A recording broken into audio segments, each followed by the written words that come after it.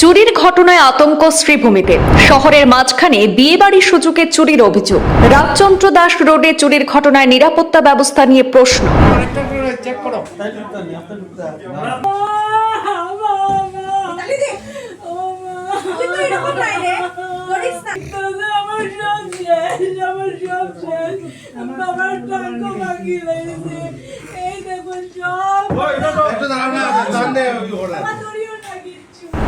রাত হলে শ্রীভূমি শহর যেন ক্রমশই অনিরাপদ হয়ে উঠছে।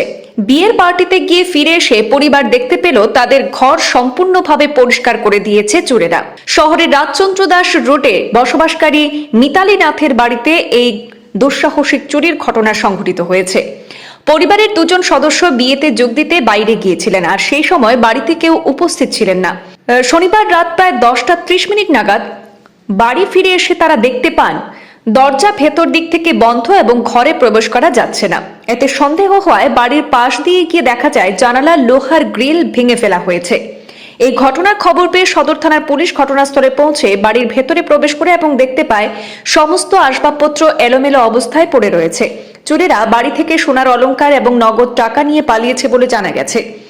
শহরের একেবারে মাঝখানে এই ধরনের দুঃসাহসিক চুরির ঘটনা ফের একবার শ্রীভূমি শহরের নিরাপত্তা ব্যবস্থা নিয়ে গুরুতর প্রশ্ন তুলেছে। চোরের দৌরাত্ম্যের বিরুদ্ধে পুলিশের ভূমিকা দুর্বল বলে অভিযোগ উঠছে। স্থানীয়রা ক্ষোভ প্রকাশ করছেন। এর ফলে শ্রীভূমি শহরে বসবাস করা যে আর নিরাপদ নয়, সেই আশঙ্কা ক্রমশ বাড়ছে বলে ক্ষোভ প্রকাশ করেছেন স্থানীয় জনগণ। আমাদের হাতে পরিবারের সদস্যরা বক্তব্য রয়েছে, সরাসরি শুনবো তিনি কি বলছেন। ঘটনা হলো গিয়ে আমি 7:25 নাগাদ গেছিলাম নক্ষত্র হোটেলে। আমার বাবার বন্ধুর মেয়ের বিয়ে ছিল, এখানে বাবাকে নিয়ে গেছিলাম। যাওয়ার সময় আমরা সব দরজা টরজা সব বন্ধ করে গেছি। আমরা 10:20 নাগাদ বাড়িতে এসেছি। আসার পর দেখি দরজা খুলছে না, তালা খুললাম, দরজা খুলছে না, ভিতর দিক দিয়ে কেউ আটকে রেখেছে। তারপর পিছন দিক দিয়ে দেখলাম গিয়ে গ্রিল টিল সব ঠিক আছে। তারপর সামনের দিক দিয়ে গিয়ে সাইডে করিডোর দিয়ে দেখলাম যে গ্রিল ভাঙা। তারপরে থানাতে ফোন করা হলো, ওরা আসলো, সুজনকে ফোন করলাম, ও আসলো, সবাই আসলো। এসে তারপরে জানালা দিকে মানুষ ঢুকে তারপরে দরজা খুলে আস্তা ঘর এলোমেলো অবস্থাতেই আছে। কি কি জিনিস নিয়েছে?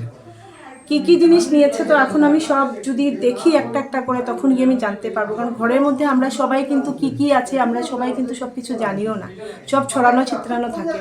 তবে আমার কাছে নেট 70,000 ছিল, এক্সট্রা বাবার কাছে 4-5 হাজার টাকা থাকে ওনার হাত খরচের জন্য, আমারও গাড়ি ভাড়াটার জন্য থাকে এক্সট্রা পয়সা।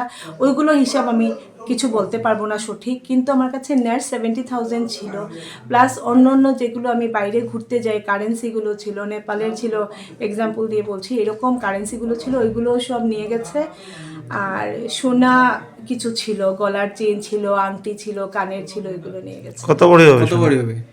কত বড়ি তো এক্সাক্ট বলতে পারবো না। প্রায় আগের যদি হিসাব করি, আগের যেটা হিসাব ছিল সোনার যে দাম ছিল সেই অনুযায়ী 2,40,45 হাজার টাকা সোনা হবে। কারোর উপরে সন্দেহ আছে নাকি আপনাদের? সন্দেহ কাকে বলবো, যারাই করেছে চেনা জানা মানুষের মধ্যেই করেছে। কারণ হলো কি আমার ঘরে কোথায় কি আছে না আছে একদম সবাই যেগুলো জানে ওইগুলো করেছে। এখন কাকে আমি ডাউট করব?